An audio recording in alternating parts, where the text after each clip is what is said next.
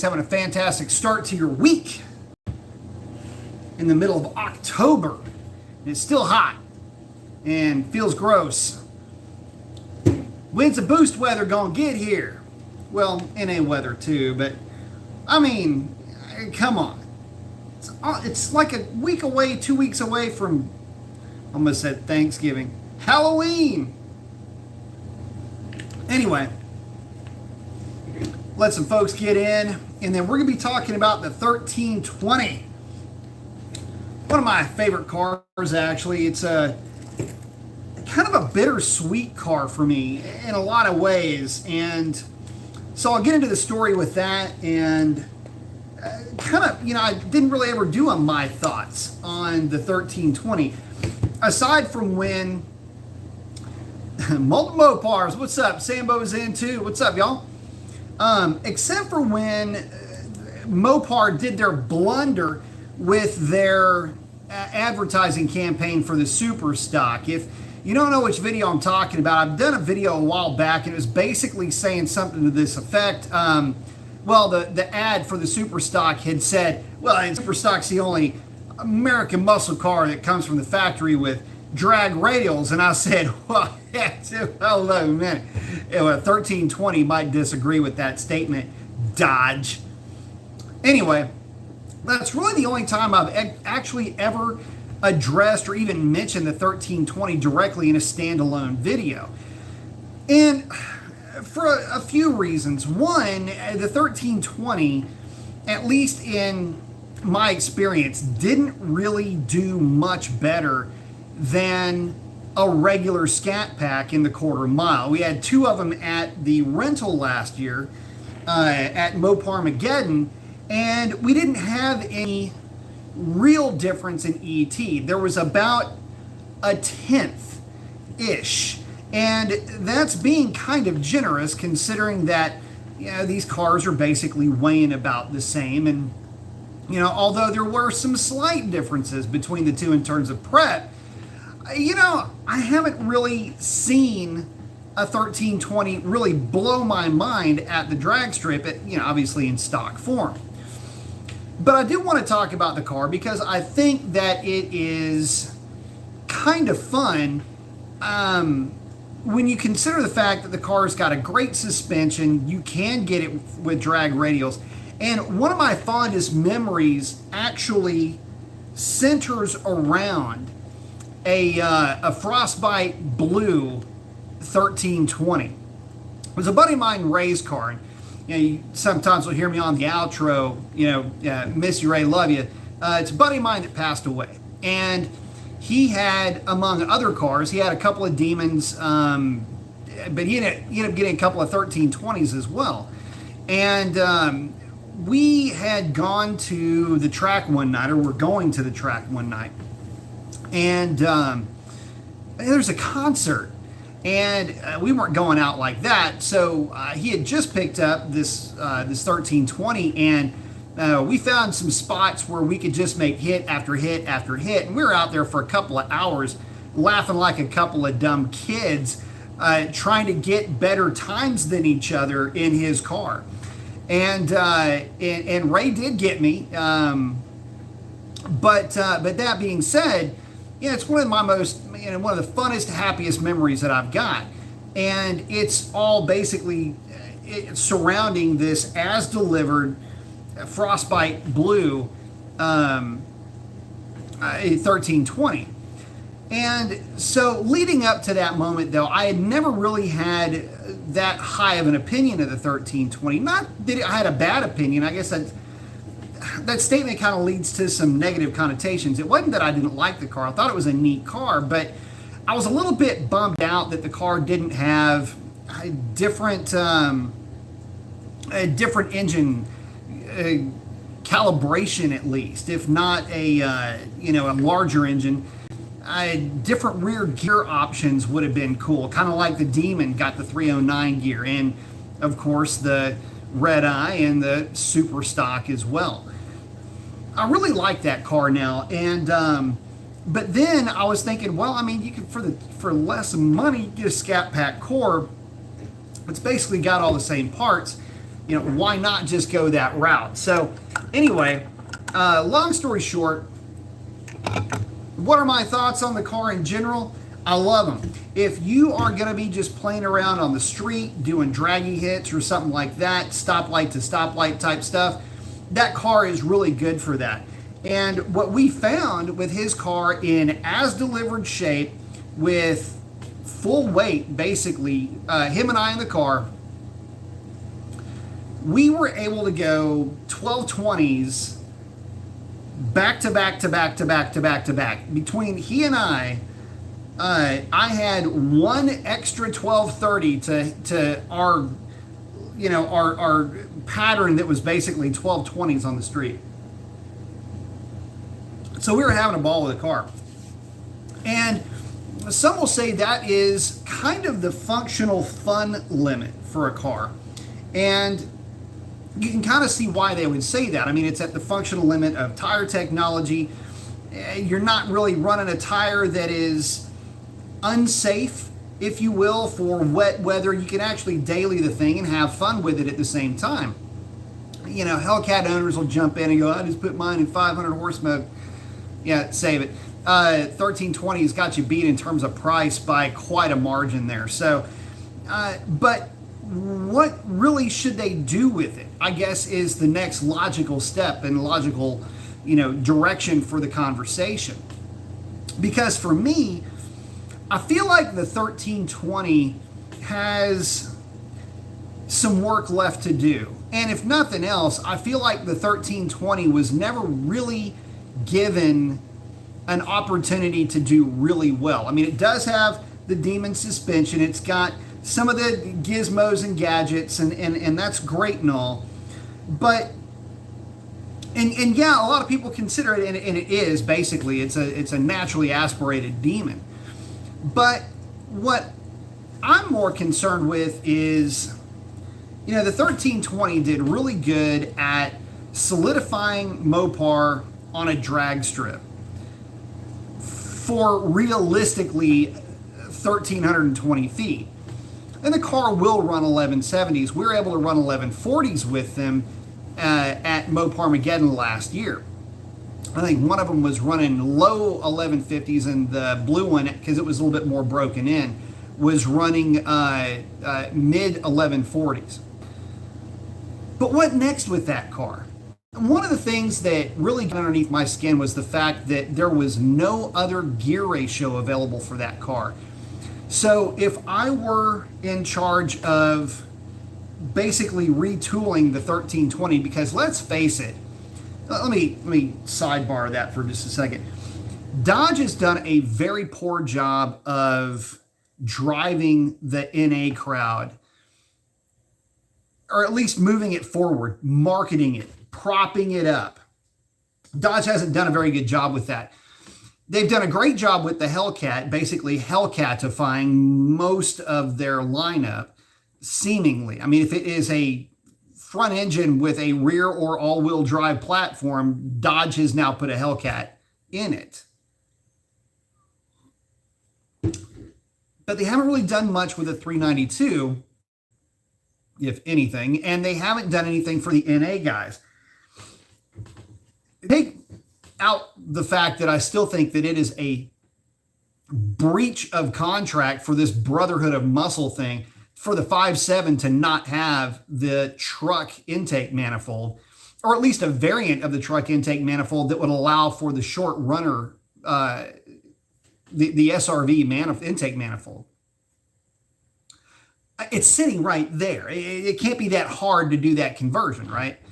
But I think that really is a shame. And I think that the Scat Packs in general, they're doing good with the 392. There's a reason why so many of them have sold. Again, the driving experience alone is so fun.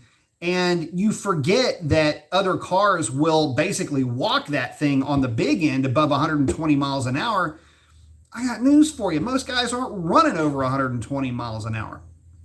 They're out playing around under 100. And in that environment, I got news for you. There ain't a stock Mustang or Camaro that really wants to tangle tire for tire with a Scat Pack, much less a 1320 on the street. Now, I know roll racing and all that. Look, I get it. That's a completely different thing. But if you're talking about stoplight to stoplight, some 40-mile-an-hour hits, it's going to be real tough to mess with that 1320 or any Scat Pack for that matter.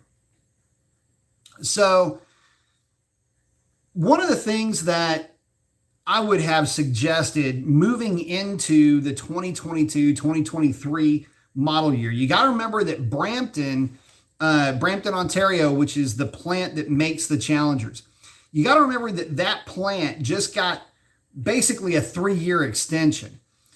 Among other extensions that they have received, the Challenger and Charger will be made at Brampton through 2026. I think for the last 3 years, I think it really does need to, I think the last 3 years really need to be the years for the NA guys. The NA crowd is what started this whole thing back in, realistically, 2008 with the introduction of the Challenger. For 2023, I really do believe that some type of a revamp for that car is, well, it's called for at this point. I mean, it's not just a right time for it. You've got so many people that are calling for that, well, I think it should be the 1320's opportunity to shine and to really separate it from the rest of the lineup, because you have to remember, there is no difference between a 1320 and a Scat Pack of any variety in terms of powertrain. There's no difference in terms of cam phasing. There's no difference in terms of short runner valve actuation. No difference in gear. No difference in trans. None of that. So I think there might be some better axles back there, but that's about the best you can get. And like, ain't nobody breaking NA axles on any of the Scat Packs. So, if it doesn't break, does an upgrade make any sense? I don't know, kind of hard to say, but you get the point that I'm making. That car needs to be separated from the pack. It needs to be culled, upgraded, and sent back into the world with something along the lines of either a revised intake manifold, a revised camshaft to go along with it, take it from 485 to maybe 510. You can do that with the 392, which would also allow for waterfalling of those parts to maybe later models. But if they are part numbered, it would at least give Dodge an opportunity to sell upgrades to existing cars. And that's the other thing. Well, it's really not part of this conversation. It's not the focus of it, but Dodge is terrible about supporting their own breed. So it just doesn't make any sense. So anyway, the idea behind all of this is, when you're looking at the 1320, are you even considering it at this point? I had at one point thought that it would be a riot to pick up a 1320 cam, ported intake, larger throttle body, stepped long tubes. That would be kind of about it for me. Take the thing, a little bit of weight reduction, go out and run some high tens and just have a car that is a ball to drive. And, the more I thought about it, the more I thought, man, that really would be a lot of fun. But then all I got to do is, in typical Hellcat guy fashion, is put my car in 500 horse mode, right? It's not as fast as a cammed Scat Pack, but the fact of the matter is that you can have one of these cars, have a ball with it, and really be more in tune and more in line with what made Mopar legendary, if you will, from the golden era of muscle cars. It was those naturally aspirated Hemis that put them on the map. 1320 on a tire running 11s is faster than any factory optioned Hemi optioned car that didn't have the solid lifter and a pretty significant tune-up hanging off the top of it. So can't really complain there. It's a fun car, and you can do all of what that car can do on the drag strip on the street if you're running a drag pack. It starts to make that car look really, really attractive. And if I wasn't so in love with my Hellcat, I would have one already. You can believe that it would be in frostbite blue. Sentimental favorite, of course, but damn good looking color nonetheless. But let me get with you guys and see what y'all are up to in here. Multiple Mopars is in. Again, Sambo is first. Mike Corleone with the arm flex. I like it. Sovereign saying, hey, B. Ryan saying, sup, Professor? What's up, man? SC32. So would I be off topic? Have you seen 96, 97 Viper GTS prices lately? Prices are through the roof, especially blue with white stripes. Yeah. So I have nearly bought another Gen 2. It would end up being my fourth Gen 2. I've almost bought one on several occasions. It would take a very specific Gen 2 for me to even move off dead center. Here's the sad part about those cars. They are not good.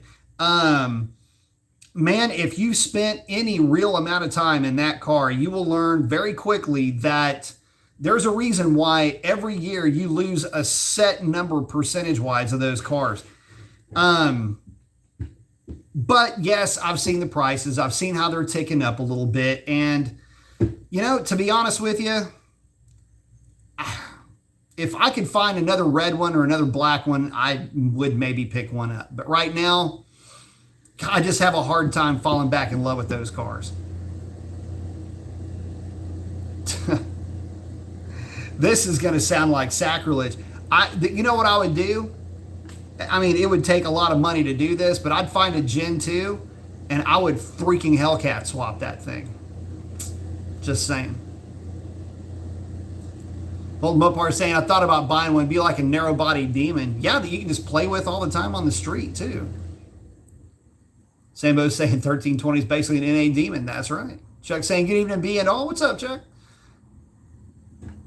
Dr. Div saying that, and it's a pain in the ass to put the Hellcat blower on a 6.4 or a 5.7. They should have made them easier to swap over, just the charger, or offered it as a kit to do it. Well, that's the thing. I mean, they never offered anything. As a matter of fact, talking about that's hardly even the tip of the iceberg when it comes to issues with Mopar and what they haven't done for the enthusiast. You know, you've got the Elephant supercharger, that 3-liter IHI that would be a shoe-in. It would be a direct bolt-on plug-and-play replacement for either the Red Eye or the Hellcat. It literally just slaps right on top of there. There's nothing to it. Blower, injectors, tune, done. And they're not doing that either. So, I don't know. I've had multiple attempts contacting IHI, but they are not releasing it for sale as a marketed item. Don't get it, don't understand it, and it is a damn good blower too. So, yep, it's a pain in the ass. But that's why you have the E-Force kits out there. Sambo saying, or asking, what's a good rear gear for a Nag 1 car and where can I get it? Mean Cat, what's up, buddy? Say what up, B10 Index runner-up checking in. It was so close, had a blast. So, yeah, Mean Cat actually beat the car but got treed, and that sucks. But that was a good time. You're in the money, if nothing else, right, brother? Dr. Div saying, hey, Sambo, do your own research for your ratio because what's good for B may be bad for you. Look what you want ratio-wise and do research on it. So for me on a Nag 1 car, I personally like the 370. The 370 in a Nag 1, you can find in, if you get lucky, you can find them in junkyards. That would be for a like an earlier Nag 1 car with an 18-inch wheel option, got the 370. The 20-inch got the 392 for the manual transmission cars. That's the part that you want. It's a Gaytrag unit that's in those things. Motion actually makes a ring and pinion for those things, and but I believe you would have to also get a limited slip. The limited slip pumpkins were all, or the manual transmission cars were all limited slip, so you would have that going for you. If you can find one, that would be great. If you want to try to get one from Mopar or from the aftermarket or a parts source, or I've seen, I don't even want to quote you a price on that because every market is different, and I've seen prices all over the place for those 370 gears. But that's the route that I would go if it were me.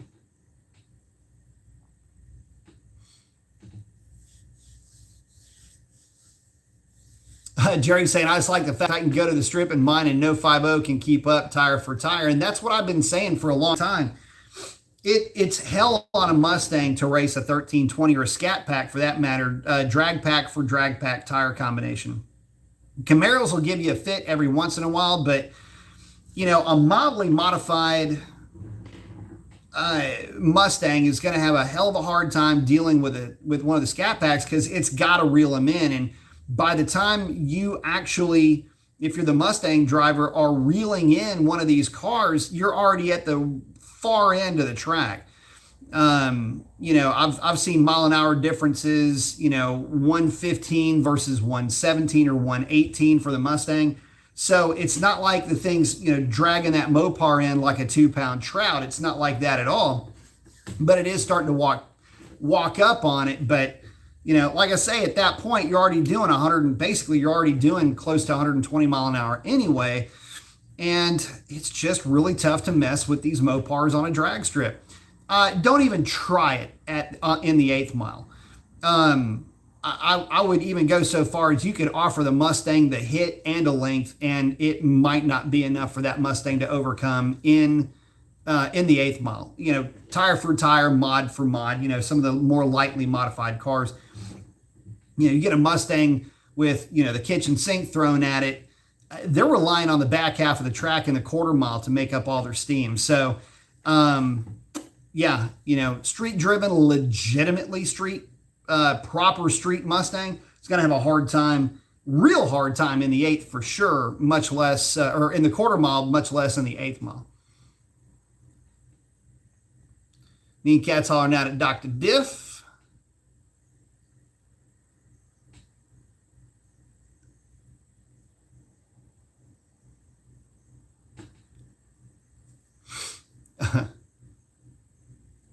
Dr. Diff saying, Dodge approached a problem the same way I did. Horsepower is the key in the way I roll. Oh, yeah. Well, I mean, well, they didn't because the 1320 doesn't have any more power. So, you know, no more power, no more cubic inches, not even a different rear gear. But some cool gadgets nonetheless. Ken saying, good evening. SC302. So we all had... all we had were, oh yeah, of the 426 and 2019, 2020, and all of a sudden silence. Yeah, rumors. So what happened with that, if you guys remember what he's talking about, what SC302 is talking about is, back then, what Dodge had done is they had done an April 26th, you know, Happy Hemi Day. And some folks took that as, they're coming out with something that's got a 426 in it. And that the rumor was not unfounded. One of the reasons for that is that the 426 technically did exist as a drag pack engine option. But you know, how hard would it be to take the 426, put a set of eagle heads on it and intake and send it off into the world? But they never did it. And to be fair, what's weird about that is that a lot of guys were legitimately pissed off about that, and legitimately pissed to where they were pretty vocal about what they thought about Dodge not putting a 426 in the 1320. So I found that kind of curious, and you know, obviously, you know, 1320 is a really popular car. I see a lot of them at the drag strip. Lots of fun, and the guys that own them, I have never met anybody that's owned a 1320 that didn't like it. But yeah, it's just weird. They didn't give it any powertrain upgrades whatsoever. Kind of odd.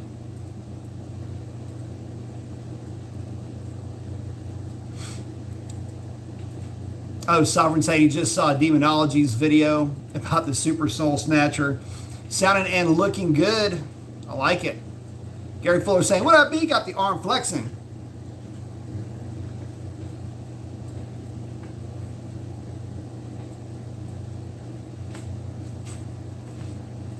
Oh, yeah, Dr. Diff is saying that 370 Mopar services it as a whole unit.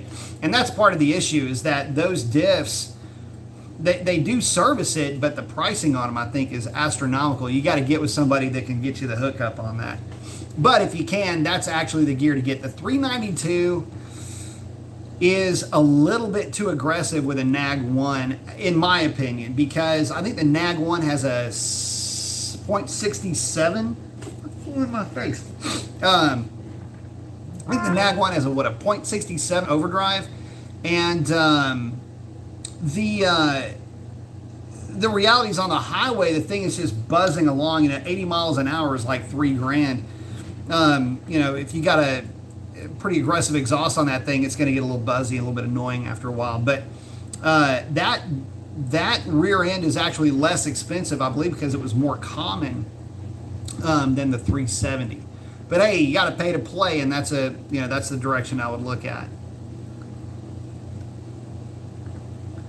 Alberta's asking, would I be any tips for colder weather drag strip visits, race gas mix, or premium gas only on stock scat?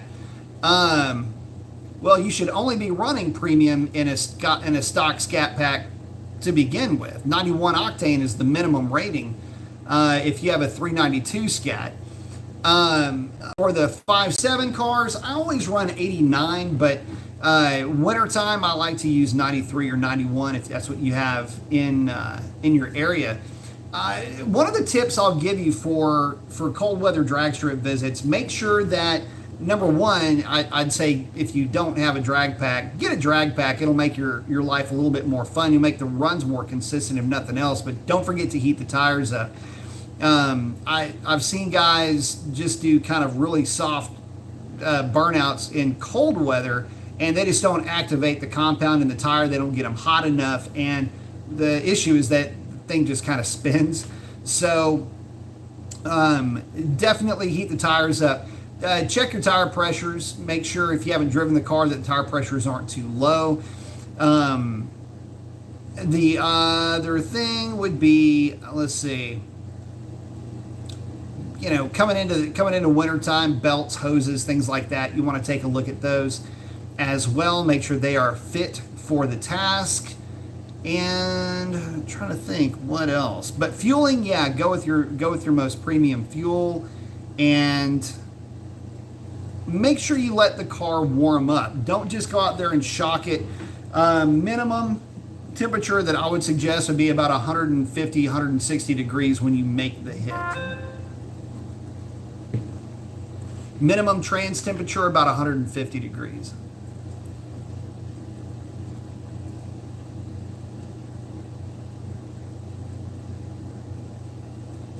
Dr. Duke saying, I was saying for the Hellcat and Demon. I got you.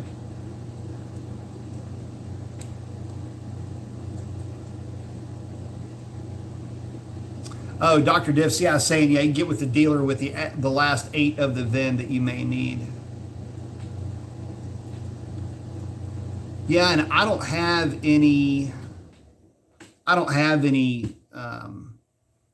NAG 1 18-inch VINs either. And Dr. Dude is also saying always use the best fuel you can. Absolutely, always use the absolute best fuel that you can.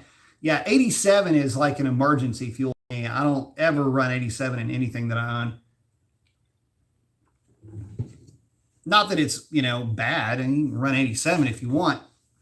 But, you know, for the trucks, they're just kind of heavy. And one of the reasons why I don't run 87 is, well, primarily because of the specific output of modern engines. I have a hard time believing that they make the power that they do on 87 octane anyway. I mean, they do, I guess. But, you know, Dodge says for, you know, peak performance, use 89 octane in the 5.7, so I'm going to use 89 in the 5.7.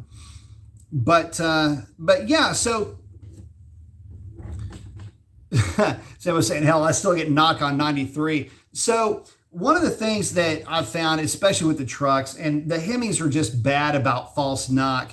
But yeah, so I data logged my truck, and my truck just randomly cruising down the highway for no reason, no load, no nothing. Cruising down the road will start pulling short-term knock retard for literally no reason. I'm still trying to figure that out. And it's 65 miles an hour, just kind of putting down the freeway, and it starts yanking time. It's like, what the hell is that? Yeah, trucks are bad about that. So, yeah, if for no other reason, throw a tune on the thing just so you don't get the random false knock hit. And this is on 89 octane. I did try it again with 93, and 93 octane didn't make a damn bit of difference either. So just noisy ass freak out Mopars, man. That's what they do.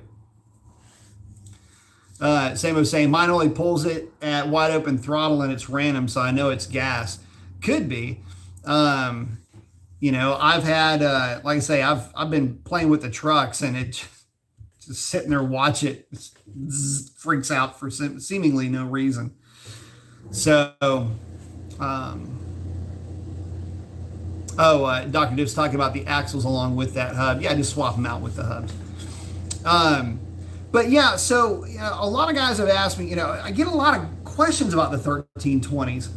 And the 1320, what is the difference? The difference is just basically you get a drag mode, a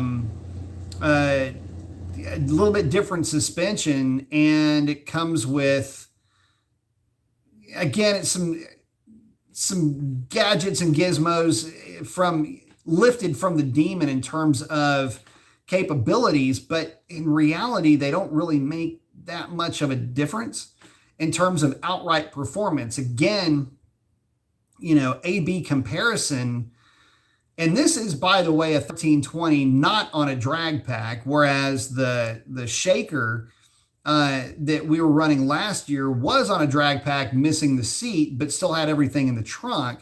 These were 1320s with nothing in the trunk, with the passenger seat removed, rear seat delete cars.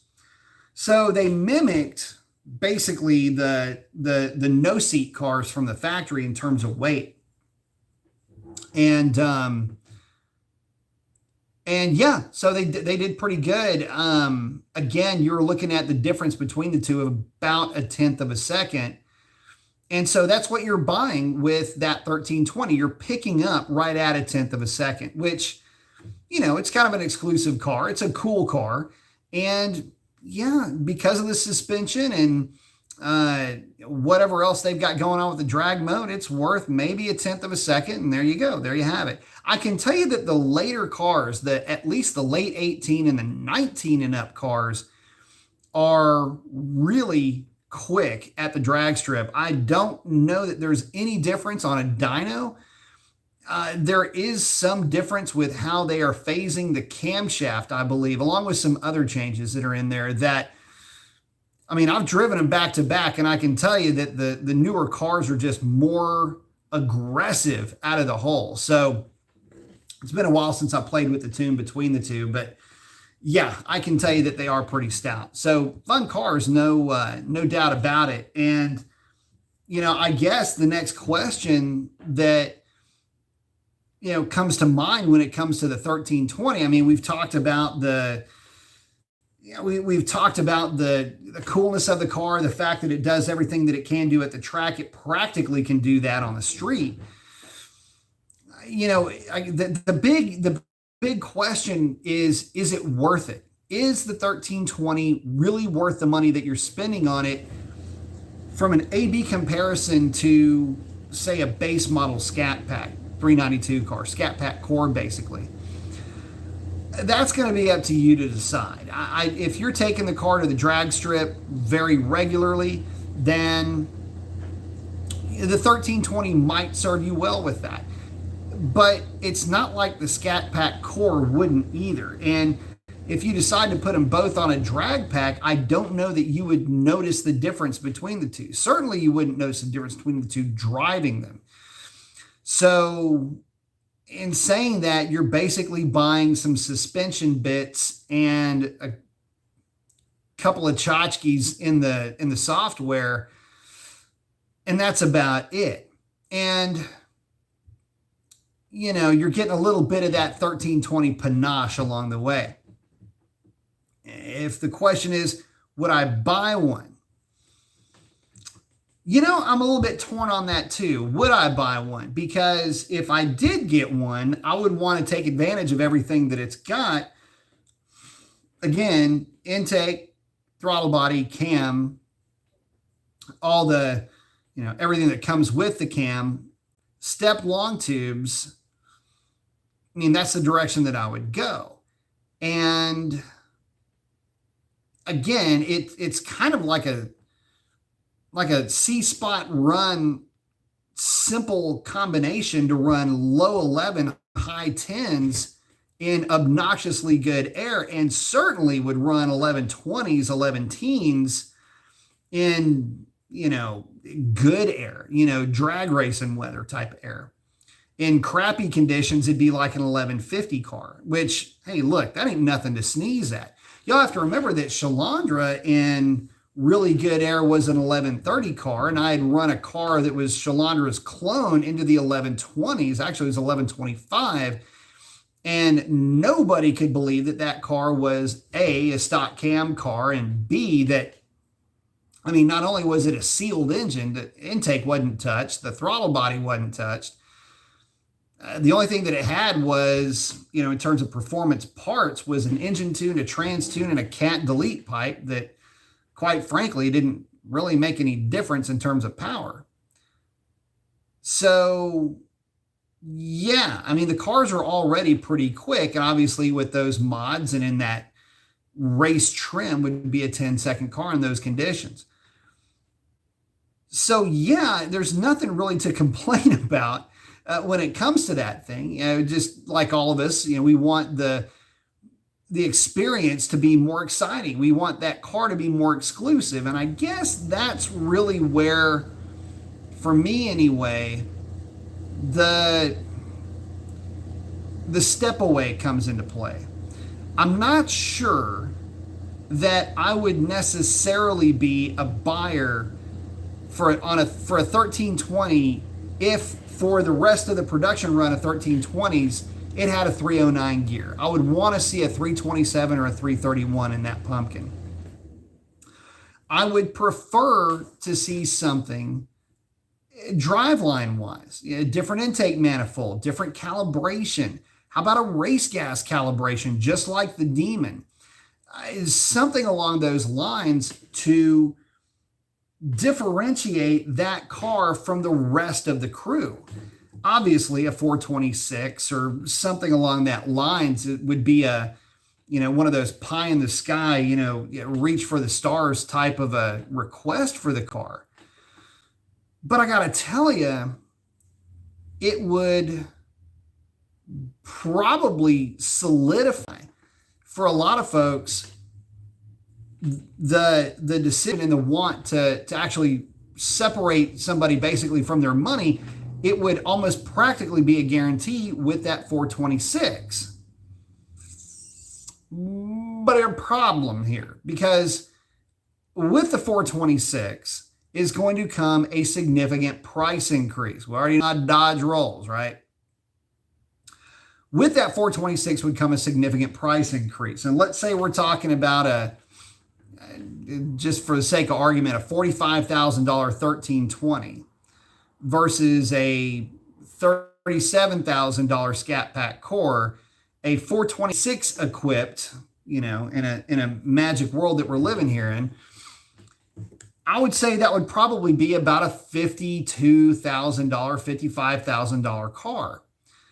And that puts the car in a bit of a dangerous place. It literally would put it at the very top of the Scat Pack food chain in terms of price point, obviously with performance as well.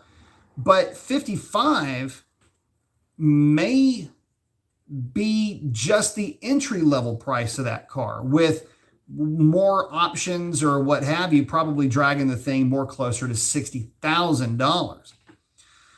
$60,000 is just south of what a Hellcat costs. And let's be honest, no matter what you do to that 1320, ain't gonna be faster than a Hellcat, at least tire for tire anyways. Maybe with some sophisticated actual launch control. Again, I'm looking at you, Dodge, because your launch control doesn't work. On the street, that thing could be a real monster. And at the drag strip, again, you're talking about a 1080 car, pretty much like clockwork. It'd be a lightweight, true to form. Think of it more like a true to form super stock Dodge, a la 1960s era super stock type of a car. You got to remember, none of those cars had superchargers. It wasn't allowed in the class unless the car came from the factory with a supercharger. And even then, I don't think that it was allowed unless you were running in like some kind of a fuel class that allowed for boost. Anyway, long story short, if nothing else, it stays within the spirit of what super stock would be, which is another tie-in to the reason why I was so bent out of shape about the super stock to begin with. Because the super stock Dodge was a 426 powered, it could be a 330 Dart, could have been a Savoy, could have been a Belvedere, could have been any of those cars. But that's what the super stock Dodge was. A 426 powered, solid roller, race prepped Hemi. And in 66, I think the Torque Flight 727 automatic was then available for the car, making it extremely difficult to mess with in quarter mile racing, especially once people got their hands on it and knew how to tune it, different camshafts, intake manifolds, things like that. But you start talking about super stock, and then Dodge comes out with this I don't know, an excuse to use the super stock name in a way that doesn't really make a whole lot of sense. They missed an opportunity, as Dodge seems to do repeatedly. Like they're addicted to screwing up very good marketing opportunities that practically write themselves, by the way. The super stock should have been the 426. You can get away with not having a gear if you've got displacement for torque multiplication. But the idea is, and I'll be the first to admit this, had that been the case, had the 1320 morphed into the super stock with a 426 and with a high octane mode, you know, a 426 in like the 12 to 1 range with a high octane mode, I would have been the first in line to find one to get in my garage as quickly as possible, because that thing would have been in the 8th mile and on the quarter mile like right now. So, I mean, damn, Dodge. Blows my mind. Anyway, let me catch up with you guys real quick.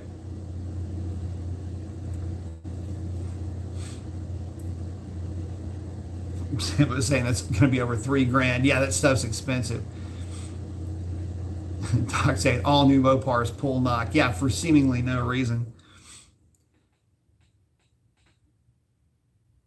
Let's see. Sean saying stock 2019 Scat Pack Challenger AAD wheel hop eliminator kit. I bought Pro Series springs with the drop, fighting violent wheel hop. Any ideas? Driving me crazy. Did you get the car realigned, and what is your air pressure? Those are two things that I need to know. If you are too low on air pressure, it will wheel hop. If you did not get the car realigned, you could be running into wheel hop as well.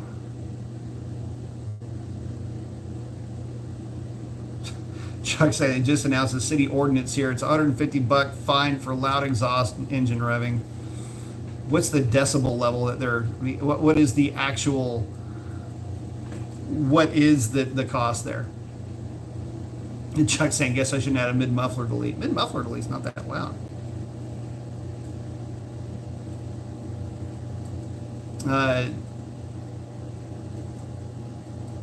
Oh, Doc's hanging out with Sambo, it looks like.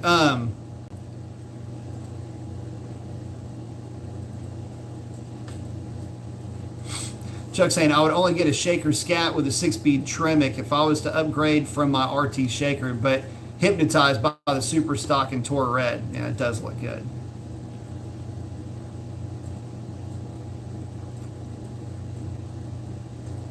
Ken saying, I wish the 1320 had an aluminum block and had a diet. No doubt on that. Sovereign's hanging out with Chuck. Are you California? Good Lord. Sovereign saying he's stuck in California. Yep.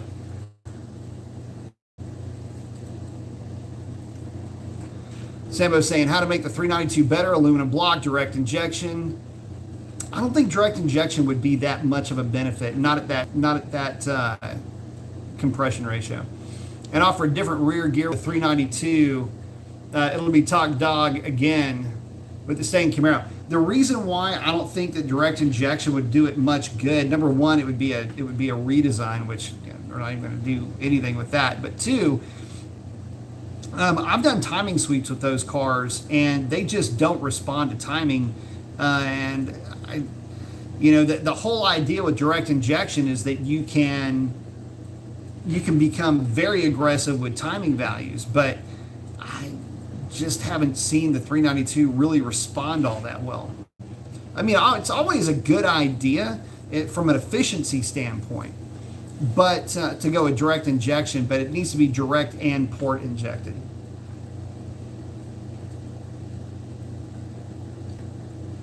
But yeah, a different rear gear for sure. Sovereign saying, what if we'll see an electric 1320? That would be pretty sick. That would be kind of cool.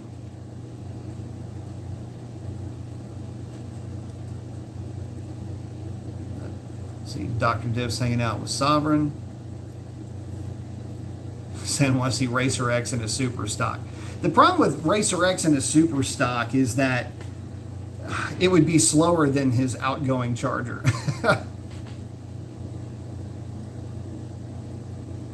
Challenger 50 saying the super stock Dodge could only be owned by the little old lady from Pasadena. So there's a lot of debate as far as what car the little old lady had. I forget what year the song came out, but I want to say that it was, I believe, insinuated that it was a Savoy, but I'm not exactly sure. It may have been a Dart.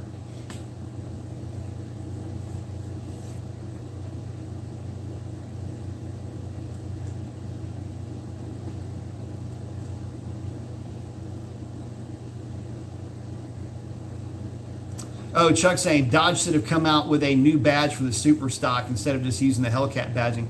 What would have been cool is if they did something like a modified frat song emblem for the super stock cars. It'd be a throwback to the Savoys and the Belvederes and the Darts that had that engine back then.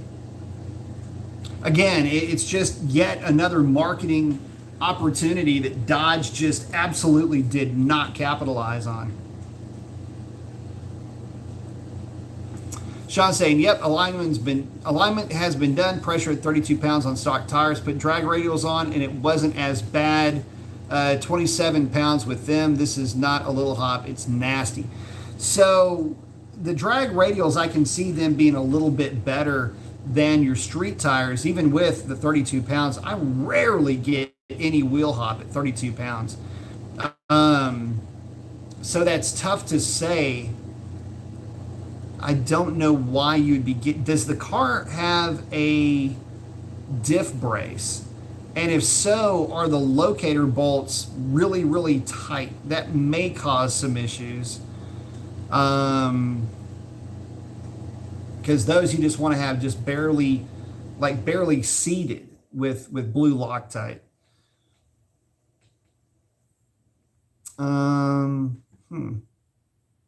Saying it is really nasty.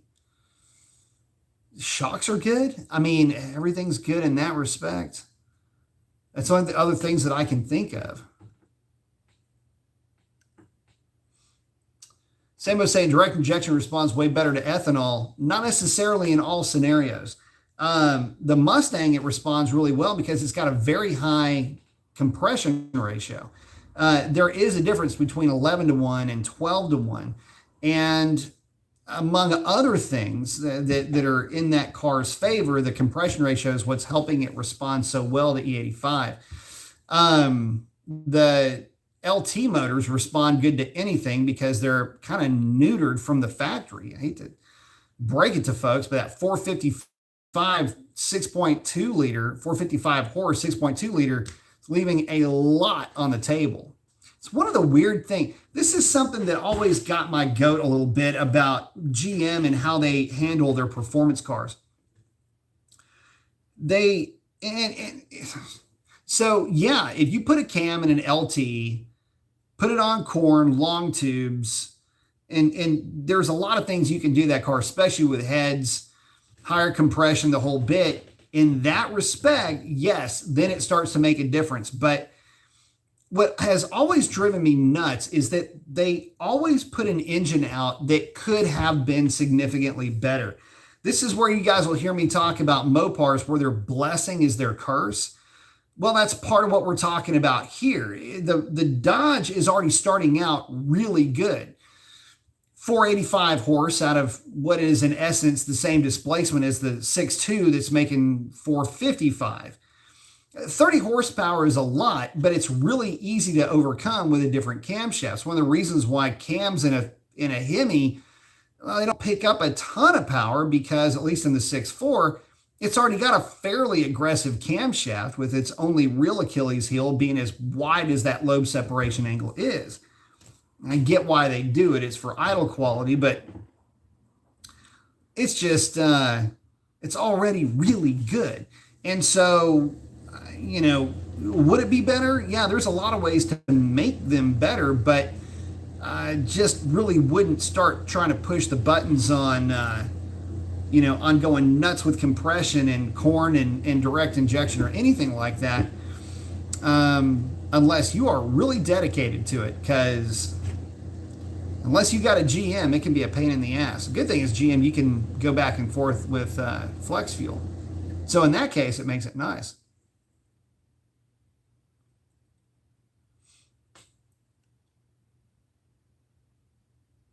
Oh, Doc's just saying you need more fuel pump. True. Oh, Sovereign saying, yeah, Excessive was a beast at 1,000 horsepower. Excessive was a lot of fun to drive.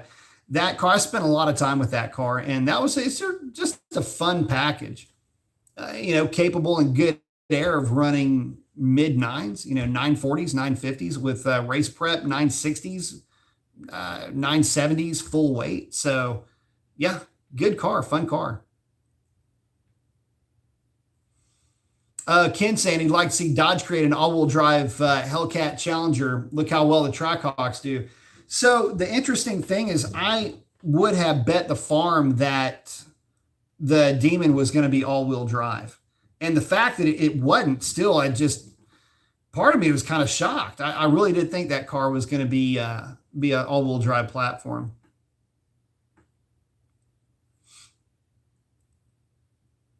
Doc saying direct injection, methanol injection for big or $10,000 fuel system. Yep.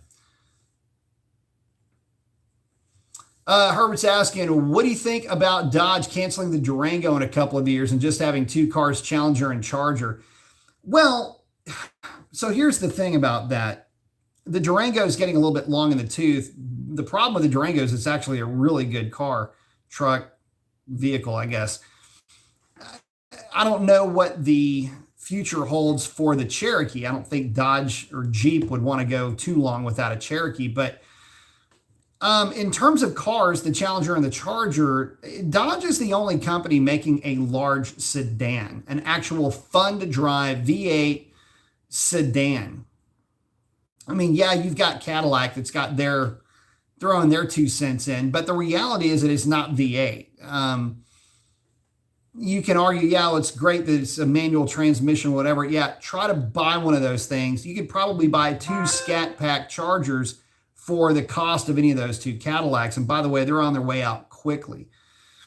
I like that Dodge is still making the large cars. I like that Dodge is still making the Challenger, and more to the point, the Charger, just because it's kind of a middle finger to the way that the market is moving with all of the crossovers and SUVs.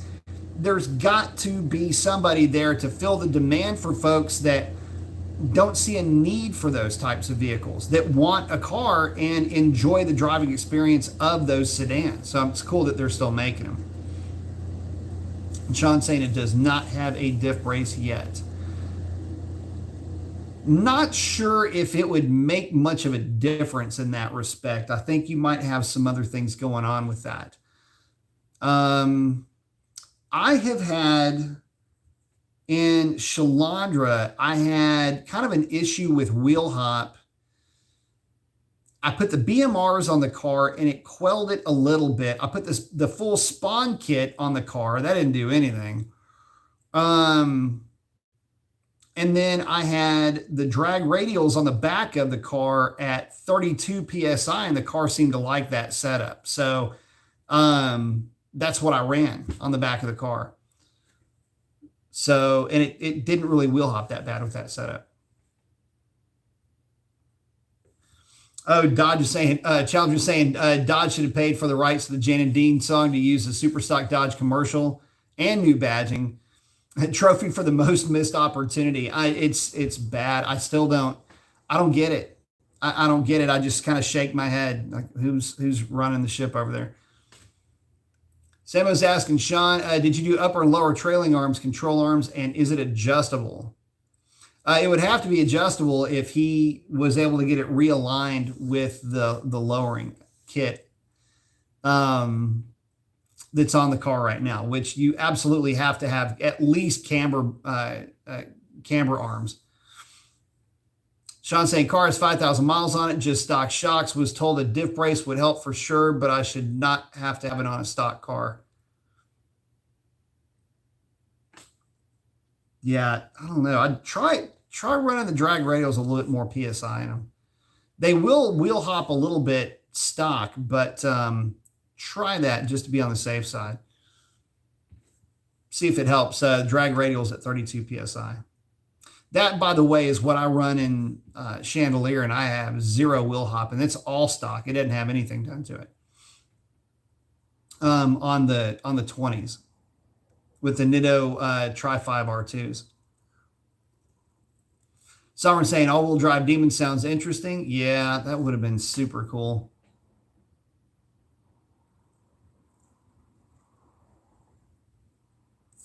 Oh, Sambo's saying try the different end links might help.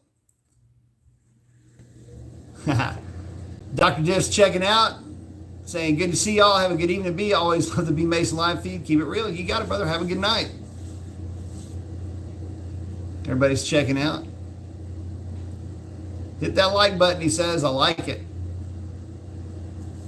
Herbert's asking if there's going to be a Dodge Cuda and will it be electric or gas? I'm tired of waiting. What do you think? Man, me and you both, my man.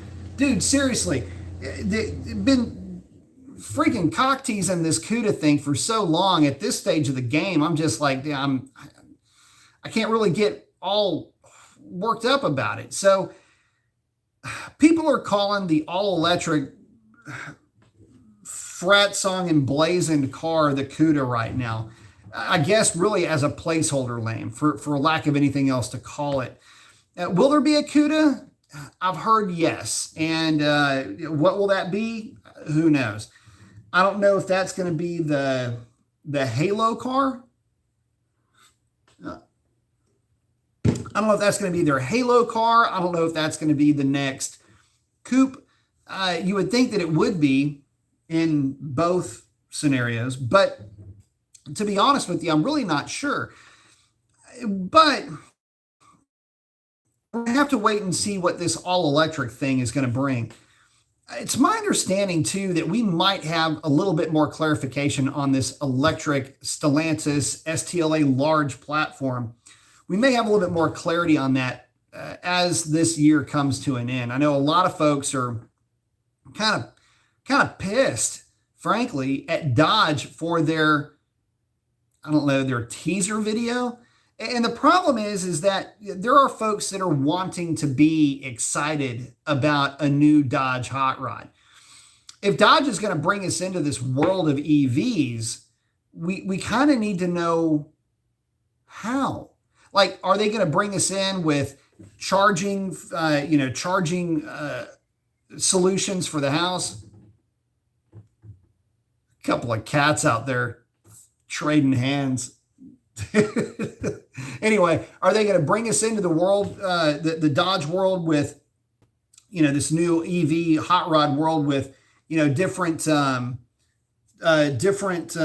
charging solutions, and what kind of power are we talking about? What's the look? What's the direction? What's their idea? They might want to start building their market now, not later, but now. The reason why I say that is really hard to change the minds of folks that are so bought into the marketing that Dodge has generated for itself leading up to this. You got to remember that it wasn't that long ago where we had introductions of cars like the Demon, with it dragging the front tire off the ground and everything that came with this introduction of that car. Well, that's all fine and good, but now that we're talking about this EV, I want some of that hype. I want to know what the car is going to look like. I want to know price points, for that matter, because here's the other thing. Dodge has been really good about putting out really expensive toys. The Demon, the Super Stock, vehicles that aren't really practical, but they're cool. You start going down the line a little bit, the cars become less and less expensive and a little bit more, I don't know, car-like. Not that you couldn't daily a Demon. I actually did daily a Demon for about a month. Good riding car, by the way. But I guess the point is this. If you are going to position yourself as the new mean green alternative to muscle, better start hyping that shit now. And I mean, if it were me, I would have all kinds of stuff going on. I would be hyping this thing from nose to tail. And yes, we just have the TRX. Isn't that cool? Look at the Super Stock. Yay! Hellcat, the heritage of it all, where it all began, the red eye, the middle kid. It's all awesome. And look at what you've got coming. You've got this new EV. We're going to have the heritage gas-powered stuff. We're going to have this new EV stuff, the mean green ass-whipping machine from Mopar. Look, it writes itself, man. I mean, crap. How does nobody, just look, Dodge, here's how this works. Subscribe, B Mason, log into the live show, watch it live, watch it afterwards, doesn't matter. Marketing for Dodge, just sit there, take notes. I'll give you the roadmap to where you need to be to market, to retain, number one, which is more important, retain and create recidivism within the brand, which is the big deal that you were hyping back with, all the Hellcat variants, which is to say to grow within the brand or to have people come back to the brand, to keep coming back to the brand. That is the recidivism part of this. But the heritage, the idea, the how to market these products, people are forgetting that. They don't know the heritage and why some of these things are so important, especially to Dodge guys. Dodge guy is the same guy that will be the World War II airplane nerd. You'll have everything memorized. Dodge guy can tell you what day his car was born. Dodge guy can tell you how many miles he's got on his oil change. Dodge guy can tell you specs. Dodge guy can tell you horsepower. Dodge guy's taking his car to the drag strip. Dodge guy does Dodge guy stuff.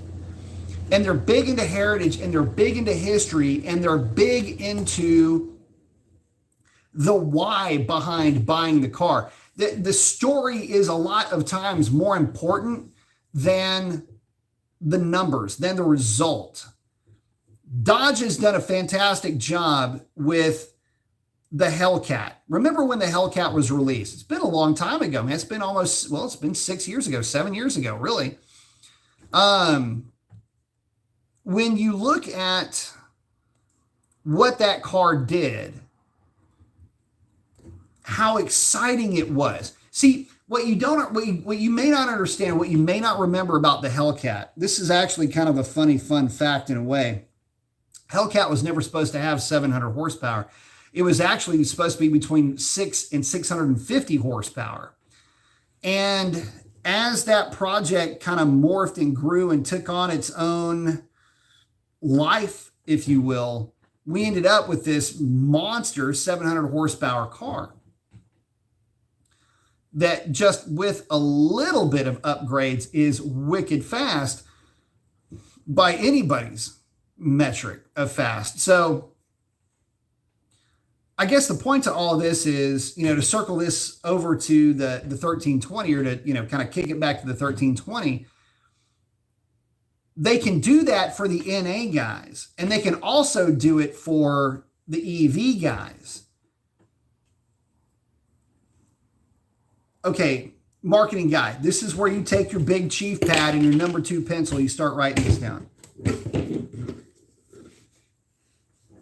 When the Hemi was released back in 1964, the street Hemi was released in 66. In 64, the solid lifter Hemi, when it was turned out onto the world in Savoys, was going out and pretty much wrecking shop on most everybody. Nobody was into the racing scene that way. The engineers that put that thing together were the same guys that worked on aircraft engines in World War II, primarily engines like the Thunderbolt, other large radial hemispherically headed engines, which had existed before that. But again, these were guys that were used to working with high octane fuel with, I wouldn't say high compression ratios or equivalent compression ratios, but in high performance applications, high piston speed, which is more to the point here. This is an opportunity to recapture kind of some of that flavor. An engine design that really wasn't, it was out in the world before with the Gen 1, but not in an ultra high performance format. Kind of like EVs. They're out there. The Plaid is kind of the first, but you had the Plaid Model S, and then the ludicrous, and then the whatever modes and all of that. It's not like it hasn't been done before at this point, but you can hype it and make it kind of the same idea as when that Hemi was released. Work off of that part of the heritage. Work off of the street racing heritage. Seem to do that pretty well. Work off of a new way of going fast, the Mopar way of going fast. The Mopar way of mean green ass whipping machine. That's kind of the idea to go along with this. But why nobody is running with that and bringing that to the public is beyond me. So the whole reason for my rant on this is that the public's, how do I put this? The public's attention span to things like this is very, very, very short. You're looking at a max of about 4 months. People will have forgotten about the EV release. The Tim Kuniskis yammering on about put a charger in my charger and all this blah, blah, blah, blah, blah. Nobody's thinking about it right now. They know that it's out in the ether or whatever, but right now, you know what everybody's talking about? Plaid. Name me one really fast EV Plaid. Yeah, but what about an EV that can Plaid? But but they're so expensive, Plaid. So nobody's talking about anything Dodge right now when it comes to EV. They're only talking about Plaid. Plaid. That's all you're going to hear about until Dodge drops the hammer on this. They've got to get out in front of this. So that's just my little kind of sidebar rant on that. Sean, thank you very much, man. I appreciate it, saying thank you for your time. We keep it until it's right. I like it. Got the arm flex and the shades. I like it, my friend. Thank you very much.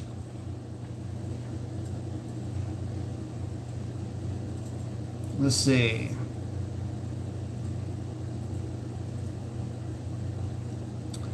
Chuck's asking, what are your thoughts on the Hemi coil pack upgrades? They are advertised around $500. Is it necessary? No, it is not. Sean saying, Sambo, yes, all arms have been changed. AA billet adjustable stuff. Yep. Sambo saying, RIP claims around 20 horsepower for their coil packs on a 6.4. What are your thoughts on that, B? No, they don't. I tell you what, call them up, ask them if they'll do this. Tell them you've got the car sitting on the dyno. You're about to swap coil packs. 6.4s are pretty easy to swap coil packs on. Hellcats are a nightmare. And they're claiming around $20.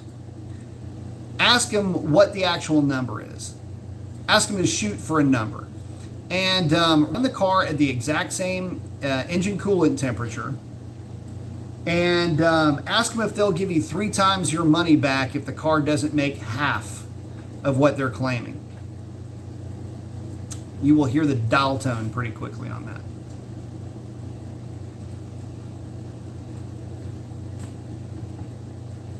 Oh, Sambo's saying try the end links from I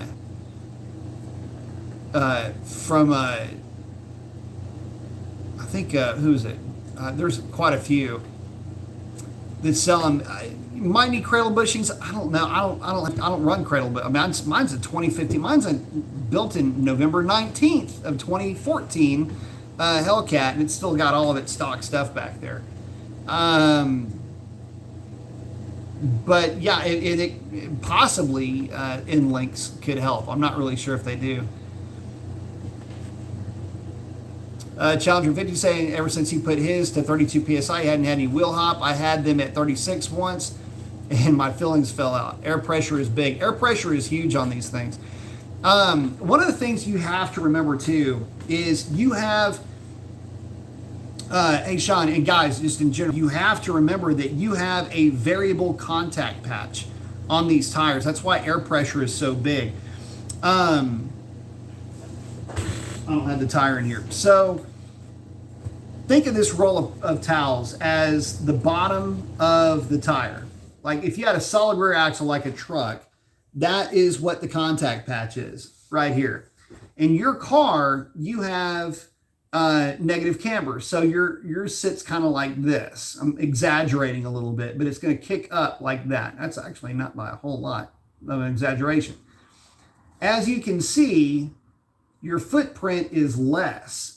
So, and this is real evident on the tires too, all of the drag pack setups. You'll have a predominance of wear right in here, and then that wear goes away as you get further out. This does still hit the ground, don't get me wrong, but the weight and the pressure is primarily right in here. As that suspension moves around, this is what, in essence, without going up and down, where you can't even see the roll of paper towel here, props, right? That as that suspension squats, it's going to articulate this way, okay? With this being the outside and this being the inside.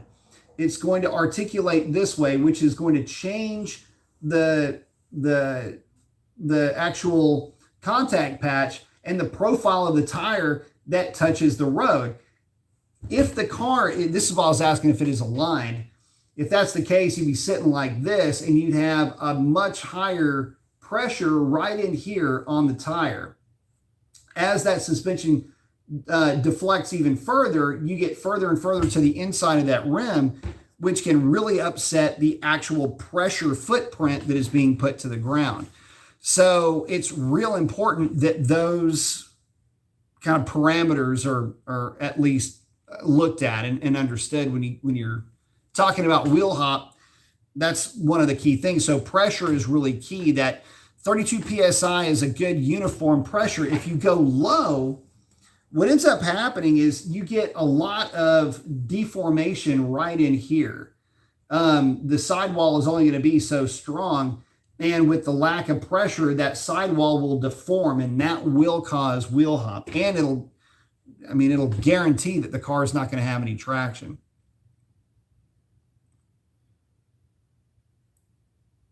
Let's see. And again, Sean, thank you very much. I appreciate it, bud.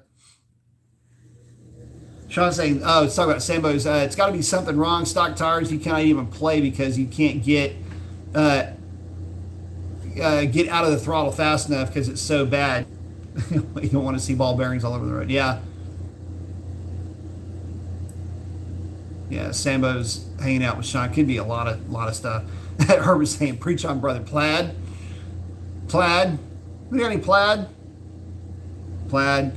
Still one of my favorite cars to watch on the internet, only because everybody trolls so hard with those things. Summer saying 24 watching, but only 18 likes. Come on. I know, right? Oh, Sean saying, yes, sir. When the alignment was done, it was put at positive 0.1, almost completely flat just for that issue. So 0.1, not necessarily bad. I would probably go negative 0.1 instead of positive 0.1, just a shade to the inside. Not that it's really going to make too much of a difference.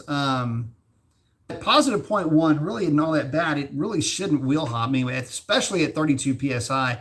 It should be a fairly flat face that it's showing to the road. So you're on it. I mean, you're on the right point there. You know, from a tire footprint pattern point of view, you're in pretty good shape with that.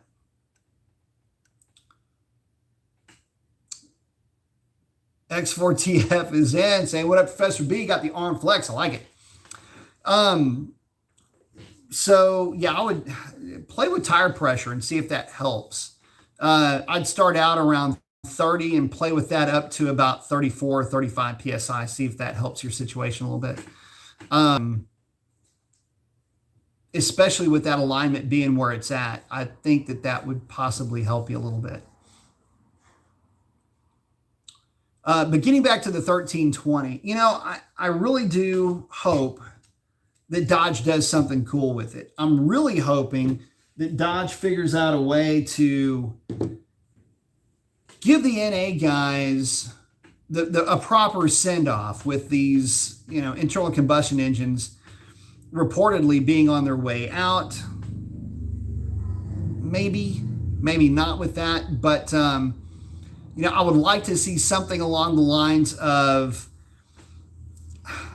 some type of a bump in displacement. Obviously, 426 would be where it's at, but that 426 would have to go through engine development. It would have to go through EPA testing. It would have to go through a lot to get approved. It would probably be a whole lot easier to send a revamped all aluminum or what have you version of the 392 out into the world and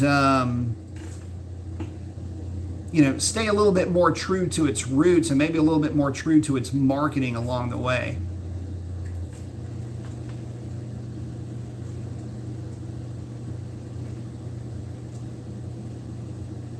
X saying he hit a pothole about a month and a half ago and cracked his valve stem. The hell kind of pothole is that? It's not a pothole, that's a sinkhole. Freaking ring up China after hitting that thing. Holy crap. Chuck saying, hell of an engine in the new CUDA? Not going to happen. Unfortunately. It'd be cool if it did. On one hand, it'd be cool if it did, but they're not going to go that route because they can pull so much more power out of the EV. So it would be like, yeah, I guess it's kind of neat, but the EV's faster. You know, how do you play that? I don't know. It's kind of tough. Sambo's asking, is there any way you could do a sunroof delete? You know what's funny? You should mention that. I was talking to a buddy of mine. There's actually a guy that is in the process of doing a sunroof delete. And it's pretty straightforward. You remove the headliner, you remove basically everything that is sunroof related. You put a patch panel in the roof, TIG weld everything in, grind it down, body filler and shoot it, and then put the headliner from a normal car in the thing, and there's your sunroof delete.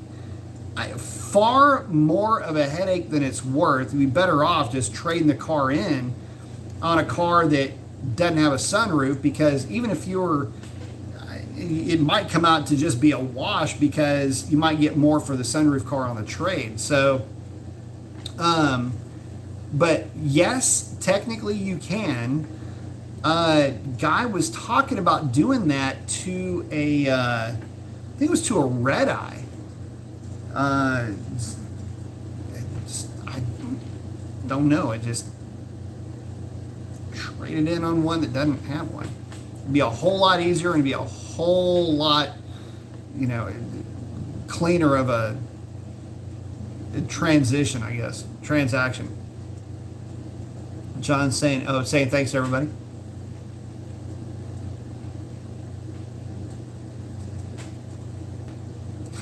Saying that's a better description. I didn't notice the slow leak initially. I checked for nails and found nothing. The leak was slow and quiet until it progressively got worse and showed up on his dash. Oh, bummer.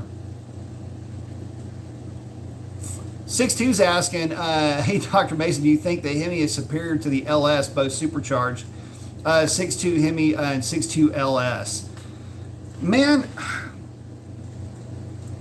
I don't know that once you start talking about boost, the boost basically will negate any advantage or disadvantage that one engine has over another. I will say that I have never heard of a failure with a Hellcat platform of any kind, whether it's Hellcat, Red Eye, Demon. None of them that I am aware of have had any issues because of, I take that back, one or two, mainly because of fuel quality. But those were tuned cars.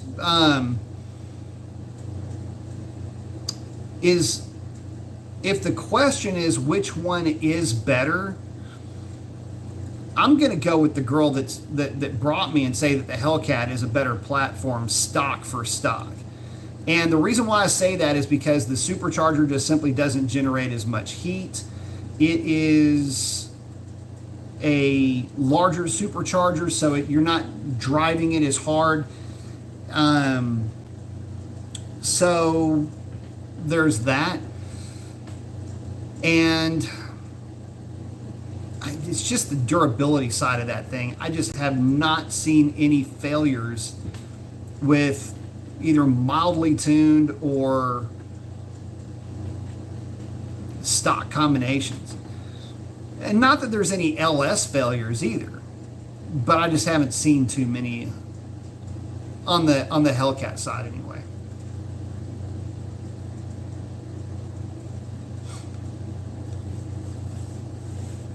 And I guess the other side of that is,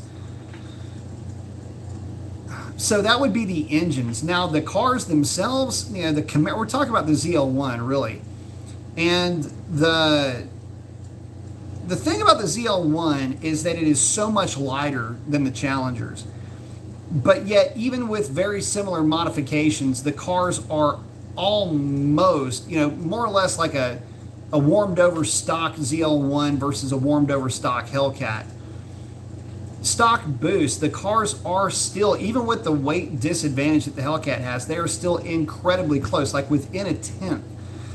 There's a guy that goes to the track that we'll hang out with quite a bit. He's got a ZL1, and on a night where my car will go, say a 1045, that ZL1 with maybe with or maybe without the passenger seat, and I think it's tuned on like a 50% blend of E85, will go like a 1035 if I'm running a 1041.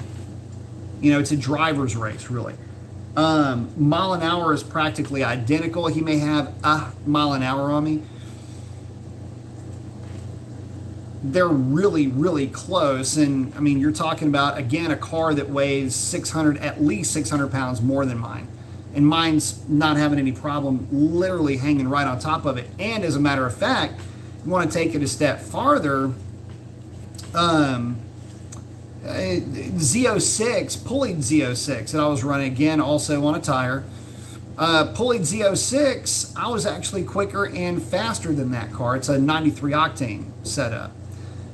Consistently, though, extremely close, but yet, again, it's a pulleyed Z06 with an automatic on a tire versus my car, which is not pulleyed, just has a trans tune, some timing to kind of interpolate a timing table, and both of us running on 93 octane gasoline. So